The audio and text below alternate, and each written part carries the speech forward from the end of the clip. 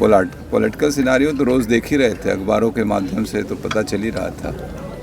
और छूटने से महज 4 दिन पहले जौनपुर से बाहर गया, तो जौनपुर जेल में भी तमाम लोग मिलने जाते थे। करीब 1000 लोग तो बंद ही हैं, जौनपुर ज़िले के ही बंद हैं। उनसे मिलने जुलने वाले लोग जो आते थे, अक्सर वहाँ पे भेंट मुलाकात लोगों से हो ही जाया करती थी, और खबरें तो पता चलती रहती थी जौनपुर के चुनाव को लेकर। और जिस तरीके से हमारे खिलाफ घेराबंदी की गई थी ताकि हम चुनाव से दूर रहें, पहले तो पार्टिसिपेशन के बाद फिर हम आगे भाग ही न ले सके। हमारी पत्नी को बहुजन समाज पार्टी ने यहाँ से प्रत्याशी बनाया, बहन मायावती जी ने, तो उसमें इन लोगों की मंशा थी कि हम उस चुनाव में सम्मिलित न हो पाएँ। और मैं तारीफ़ करूँगा अपनी पत्नी की, जिन्होंने इस चुनौती भरे समय में इस चुनौती को स्वीकार किया और अपना कदम आगे बढ़ाया। और जनता का भी भरपूर समर्थन मिला है, जौनपुर के लोगों का।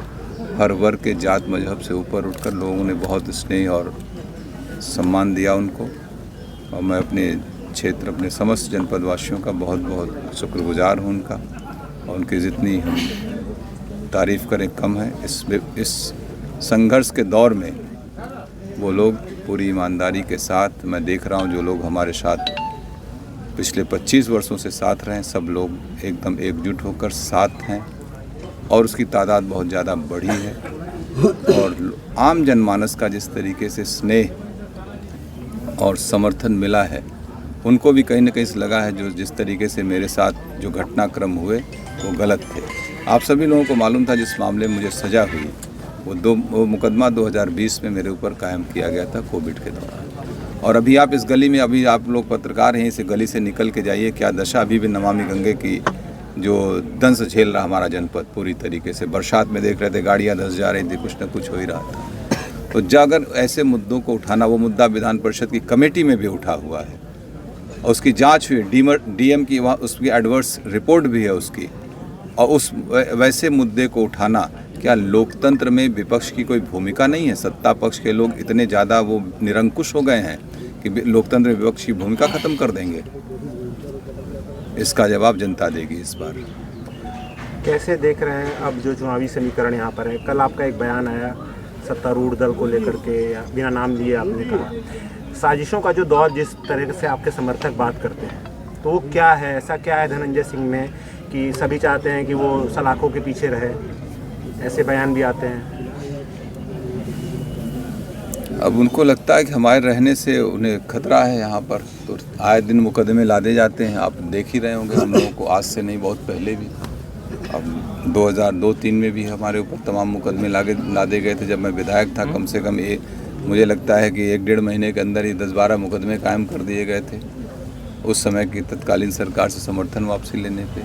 तो ये तो सिलसिला चलता रहता है राजनीति में, लेकिन हम लोग इससे क्या पैर पीछे कर लें? क्या लोकतंत्र में अपनी बात कहना भी गुनाह है? मैं बेबाकी से जनता के मुद्दों को हमेशा उठाता रहा, उठाता रहूँगा, सदन पे, सड़क पे। इसके लिए जो भी खामियाजा भुगतना पड़े, मैं उसके लिए तैयार हूँ। श्रीकला जी पहली बार लोकसभा का चुनाव लड़ रही हैं। उनके सामने जो 2 अन्य उम्मीदवार हैं वो बड़े ओहदे के नेता रहे हैं, चाहे भाजपा के उम्मीदवार की बात की जाए, चाहे सपा के उम्मीदवार। ऐसे है ना, सब एक चीज़ हम भी बताएं आपको, राजनीति में श्रीकला जी भी पिछले 3 वर्षों से जिला पंचायत अध्यक्ष के रूप में यहाँ काम कर रहे हैं, और मुझे लग रहा है अच्छा ही काम उनका चल रहा है क्षेत्र में। आप लोग जिला पंचायतों को पहले भी देखे होंगे, अब भी देख रहे होंगे, आप उसका मूल्यांकन कर लीजिए। और रही बात जो लोग भी प्रत्याशी लड़ रहे हैं, एक व्यक्ति का तो, समाजवादी पार्टी के प्रत्याशी का तो जनता से कोई जुड़ाव नहीं रहा है, जनता के चुनाव से उनका कोई मतलब नहीं रहा है। वो विधान परिषद के सदस्य रहे हैं, उसके बाद उन्होंने मंत्री बन गए, और दूसरे जो आए हुए बम्बई की राजनीति से आए हैं। शहर की राजनीति 2-3 किलोमीटर की राजनीति होती है, अभी जौनपुर की बड़ी राजनीति है। 100 किलोमीटर एक छोर से दूसरे छोर है, जंघई से चलेंगे तो सूरापुर तक 100 किलोमीटर की यात्रा तय करनी पड़ेगी, तब राजनीति को समझ में आएगा। और दोनों के राजनीति में सामंजस्य बना पाना बहुत कठिन काम है, वो सामने दिखेगा। सब लोग अपने अपने जहाँ तक आप कैंडिडेट की बात कर रहे हैं, मैं कैंडिडेट की बात कर रहा हूँ। जो भी लोग लड़ेंगे चुनाव सामने, ये दल के नाम पे ही जितना लड़ पाएंगे, अपना कोई आधार नहीं है।